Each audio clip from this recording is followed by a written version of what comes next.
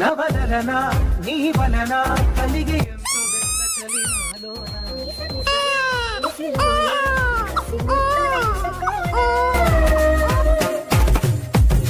ప్రియ జగన శుభ లగన కల్ల కిందులవుతు తొలి జగడాన